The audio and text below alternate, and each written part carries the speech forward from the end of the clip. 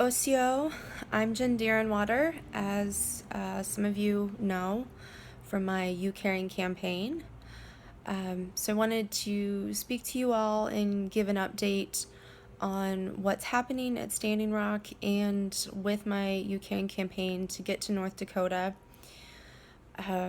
So within less than 24 hours, I've learned that the government of North Dakota has put out a call through the Emergency Management Assistance Compact to law enforcement agencies across the U.S.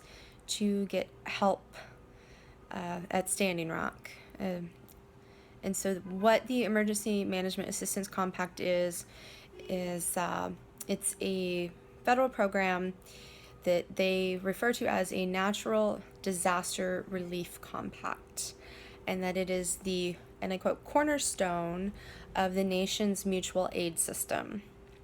To give you an example of something it's recently been used for, it was used to help states during Hurricane Matthew.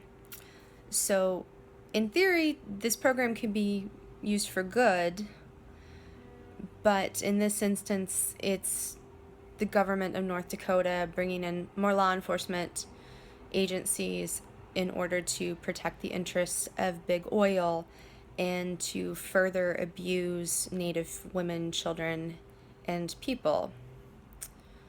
On Sunday alone, there were 141 arrests. At least one girl was beaten. There have been numerous people who have been strip searched when they've only been charged with misdemeanors, and this is not normal. Our water protectors, who are peaceful and unarmed, have had guns pulled on them. At least one drone so far has shot rubber bullets. Our people have been attacked by dogs and mace. There are military outfitted vehicles out there with long-range acoustic devices which can cause permanent hearing damage.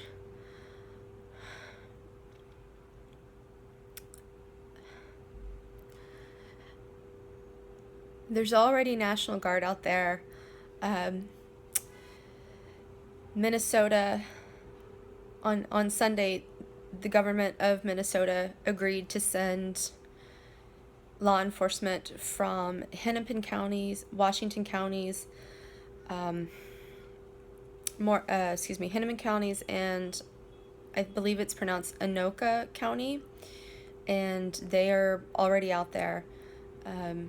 Today, Indiana Governor and Republican Vice Presidential candidate Mike Pence agreed to send law enforcement to Standing Rock. The more law enforcement that we have in Standing Rock, the more likelihood that Native people will die and that Native girls and women will be sexually assaulted. The number of abuses and arrests will only grow. And this is all in the name of oil. You know, this Emergency Management Assistance Compact is being misused simply to protect the interest of big oil. This is not to help people in the face of a natural disaster. This is simply to protect big oil and to harm Native people.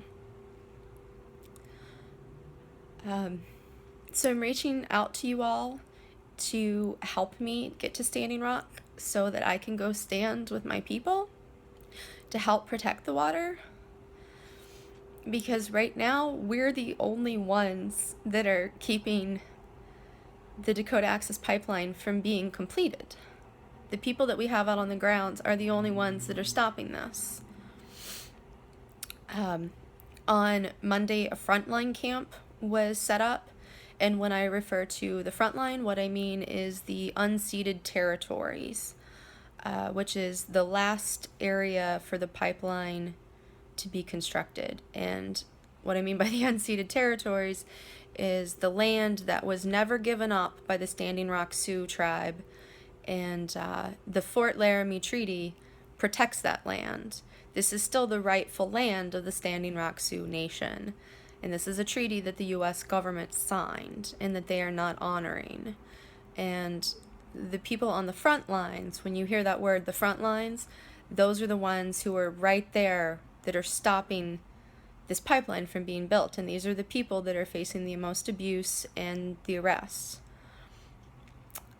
And that's where I want to go. I want to be there to stand with them. I want to be there to help stop this pipeline from being built. And I want to be there to report on what's happening. The mainstream media has not been talking about this. What they have reported has been very little. The local news in North Dakota has been really biased and incredibly racist. The national elections are not talking about this. 3 presidential debates and 1 vice presidential debate, and not once was the Dakota Access Pipeline brought up or were Native people brought up. This is not something that the U.S. talks about. The U.S. doesn't talk about Native people. They don't talk about our lives and the issues that we face every day. And this is something I want to go do, is to go to North Dakota and to write about what's happening and to report back to people, and specifically to non-Native media sources.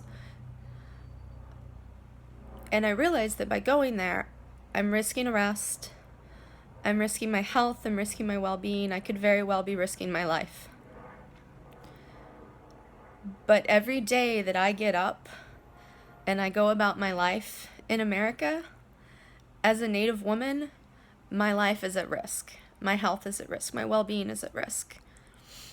And I can't sit back and watch my people being brutalized and their lives being put at risk and our culture and our way of life being put at risk just for oil. Just for a small handful of people who are already wealthy to become wealthier. So I'm asking for you all to help me to get there.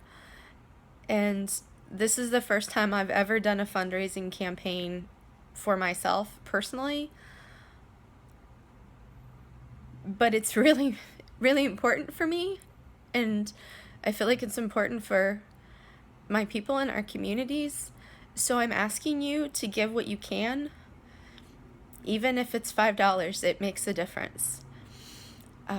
I launched this campaign, I believe it was Sunday night. And as of today, at this very moment, I have 455 donations with a goal of $1,000. 14 people have donated. I only need $565 more to reach my goal. I also have an Amazon wish list because I'll need camping supplies and other supplies, food, water, medical supplies, things of that nature, because Standing Rock and where this pipeline is being built is it's not an urban area. I can't just run to the store to pick up milk, and water access has been cut off, so I'm gonna have to go with a lot of supplies for myself and as well as for the people out there. So your help is greatly appreciated. And I also want to say Wado, which is thank you in Cherokee, to those of you who have made donations and who have shared this campaign with your networks. And other ways that you can help are to make phone calls and send emails. I'm gonna post a list of people to call and to email and to social media blast. It's a very long list of people. Sheriff's offices, governors, senators, representatives, the president.